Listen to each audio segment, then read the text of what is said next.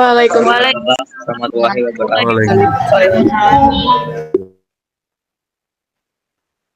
Kami dari kelompok 6 ingin mempresentasikan akuntansi perseroan. Perkenalkan, saya Bambang Sujud Pramulyo dan kelompok saya ada Fitria Farhatinaisa, ada Reva Syabani, Waude Wahruran Rara, ada Zizil dan Siti Raudiah.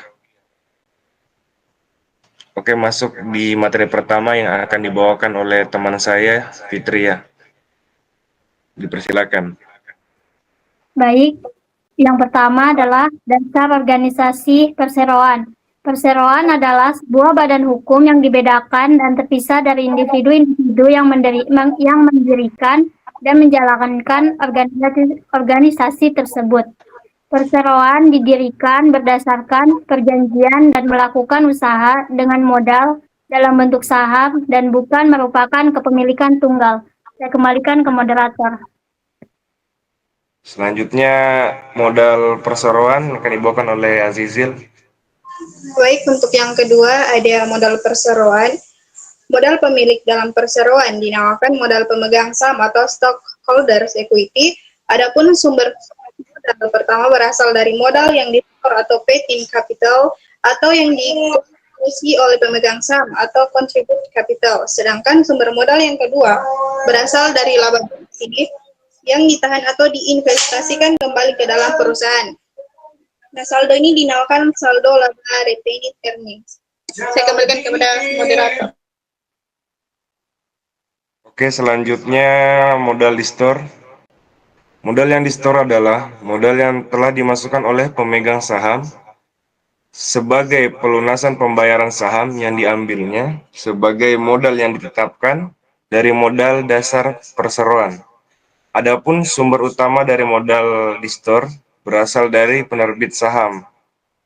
Baik, selanjutnya ada penerbitan saham, yang dimana sebelum penerbitan saham itu, perusahaan harus memperhatikan faktor-faktor yang menentukan harga penjualan saham, diantaranya prospek laba perseroan di masa mendatang, ekspektasi tingkat dividen per saham, posisi keuangan perusahaan pada saat saham diterbitkan, kondisi ekonomi pada saat saham dikeluarkan, dan kondisi pasar surat berharga pada saat saham dikeluarkan.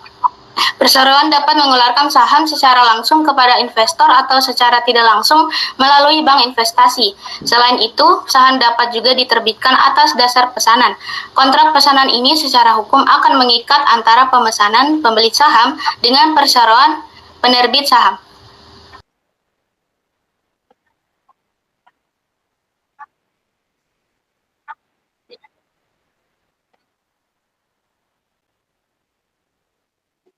Selanjutnya akan dibawakan oleh Rara. Baik, lanjut saja ke materi selanjutnya, yaitu akuntansi untuk saham yang diperoleh kembali. Saham yang diperoleh kembali atau treasury stock adalah saham milik perusahaan yang telah diterbitkan dan dijual di pasar, tetapi kemudian dibeli kembali oleh perusahaan. Hal ini dilakukan dengan berbagai alasan diantaranya. Yang pertama, untuk memberikan bonus kepada karyawan atas kompensasi saham. Yang kedua, untuk meningkatkan volume perdagangan saham di Bursa Efek dengan harapan dapat mendorong harga pasar saham. Dan yang terakhir, untuk mengurangi jumlah lembar saham yang beredar yang pada akhirnya akan memperbesar laba per lembar saham. Baik, saya kembalikan ke moderator. Makasih. Baik, selanjutnya ada Selanjutnya akan dibawakan kembali oleh teman saya Reva. Atau memperkecil nilai pari atau nilai yang ditetapkan atas saham dengan cara menerbitkan sejumlah tambahan lembar saham biasa yang besarnya sebanding dengan jumlah penurunan nilai yang ditetapkan. Ketika hal ini dilakukan, perusahaan dikatakan memecah sahamnya. Pada proses ini dinamakan sebagai pemecahan saham atau stock splits. Tujuan utama dari pemecahan saham adalah untuk menurunkan harga saham per lembar sama untuk menarik lebih banyak investor atau membuka pangsa pasar untuk mengambil bagian sebagai pemegang saham dan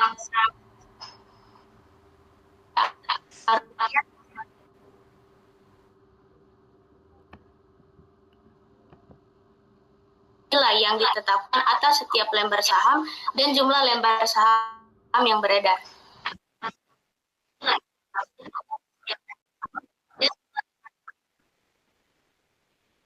Oke, selanjutnya akan dibawakan oleh teman saya, Selvi.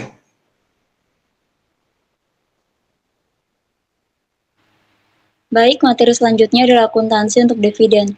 Pengumuman dividen tunai maupun dividen saham akan berdampak pada pengurangan atau penurunan laba ditahan. Dividen tunai maupun dividen saham akan dilaporkan sebagai pengurang laba ditahan pada saat dividen tersebut diumumkan, tidak menunggu sampai dividen tersebut dibayarkan atau dibagikan. Yang pertama, dividen tunai. Dividen tunai adalah bentuk pembagian keuntungan yang paling sering dilakukan. Ada 3 hal penting yang membuat perusahaan dapat membayar, yaitu tersedianya laba ditahan, tercukupinya uang kas. Dividen tunai dibayarkan dari laba ditahan, akan tetapi perusahaan yang memiliki jumlah laba ditahan yang besar belum tentu dapat membayar dividen tunai. Hal ini dikarenakan tidak adanya hubungan keterkaitan antara saldo akun kas dengan laba ditahan. Dan dividen saham adalah distribusi sebagian keuntungan perusahaan dalam bentuk saham kepada para pemegang saham. Pada umumnya, dividen saham dibagikan dalam bentuk saham biasa dan diterbitkan kepada para pemegang saham biasa. Dividen saham mempengaruhi laporan keuangan investasi atau perusahaan yang membagikan dividen, yaitu mengurangi laba ditahan dan menambah modal disetor. Pengumuman dividen saham akan dicatat dalam jurnal dengan cara mendebet akun dividen saham dan mengkredit akun dividen saham yang dapat dibagikan. Sekian, saya kembalikan kepada moderator. Selanjutnya akan dibawakan oleh teman saya, Raudia. Silakan. Baik, selanjutnya laporan laba ditahan. Laba ditahan timbul sebagai hasil dari kegiatan operasional perusahaan, yaitu laba bersih. Sebagian dari laba bersih akan ditahan atau diinvestasikan kembali ke dalam perusahaan. Laporan laba ditahan biasa diterapkan sesuai dengan kesepakatan antara pemilik perusahaan dan pemilik saham atau modal. Dalam pengembangan bisnis, laba ditahan memiliki beberapa fungsi, yaitu yang pertama, sumber dana cadangan. Ketika menghadapi situasi darurat atau fluktuasi ekonomi, perusahaan yang memiliki laba ditahan akan memungkinkan terjaganya stabilitas keuangan. Yang kedua, modal pengembangan bisnis dan usaha.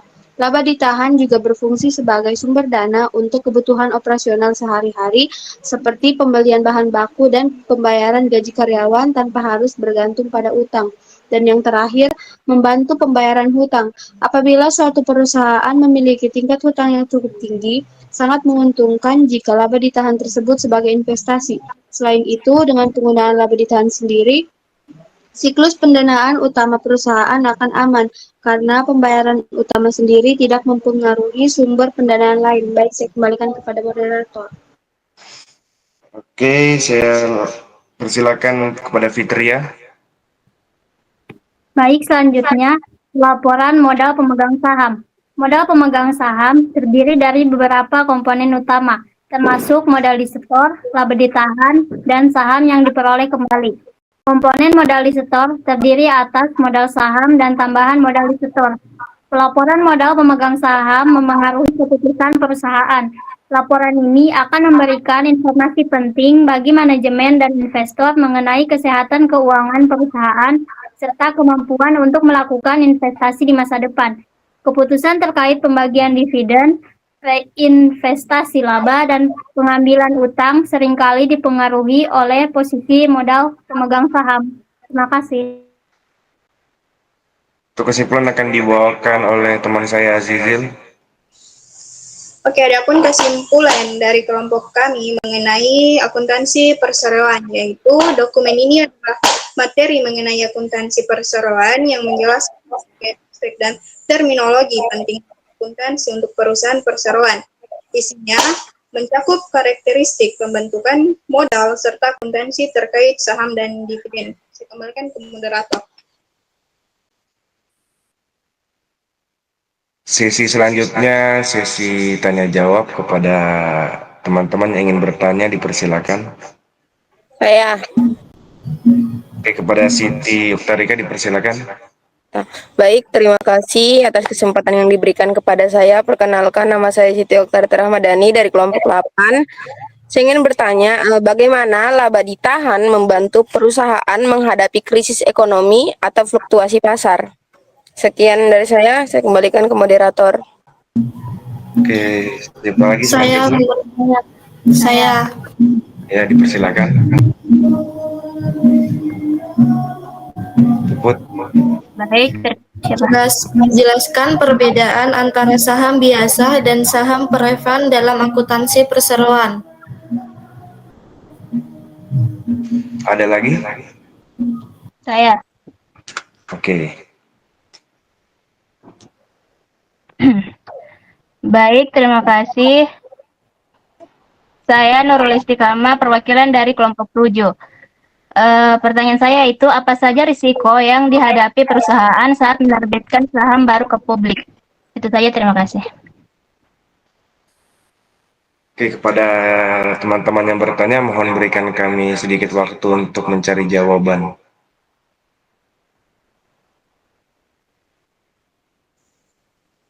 Baik, untuk pertanyaan dari Siti Oktaritas, pertanyaannya itu bagaimana laba ditahan membantu perusahaan menghadapi krisis ekonomi atau fluktuasi pasar.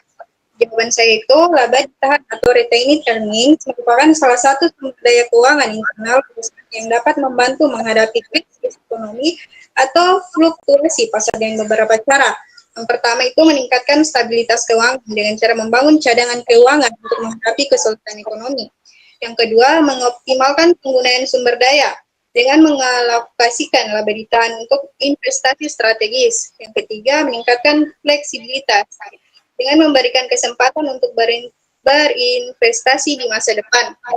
Selanjutnya, ada membangun kepercayaan investor, yaitu menunjukkan kemampuan perusahaan mengelola keuangan.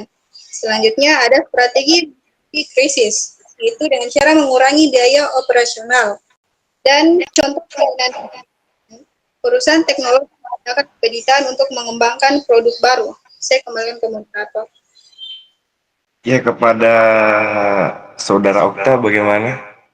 Baik, terima kasih atas jawaban yang diberikan. Saya sudah paham dan tidak ada yang disanggah. Terima kasih. Oke. Lanjut di pertanyaan selanjutnya. Baik, saya akan menjawab pertanyaan dari Nurul Istiqamah. Apa saja risiko yang dihadapi perusahaan saat menerbitkan saham baru ke publik? Jawabannya itu, adapun beberapa risiko yang dihadapi perusahaan saat menerbitkan saham baru ke publik. Yang pertama itu ada risiko keuangan, yaitu pengurangan laba per saham karena meningkatnya jumlah saham beredar. Yang kedua itu ada risiko operasional, perubahan manajemen dikarenakan pengaruh dari pemegang saham baru.